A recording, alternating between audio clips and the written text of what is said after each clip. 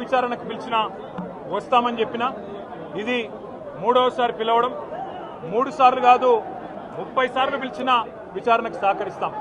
మా మీద కేసులు బనాయించి మమ్మల్ని ఇబ్బంది పెట్టి కమిషన్లు వేసి మమ్మల్ని ఏదో ఇబ్బంది పెట్టినంత మాత్రాన వేధించినంత మాత్రాన ప్రజల తరపున ప్రశ్నించడం బంద్ చేస్తామనుకుంటే అది కాంగ్రెస్ ప్రభుత్వం యొక్క అవివేకం అజ్ఞానం అవుతుంది తప్ప ఇంకోటి కానే కాదు.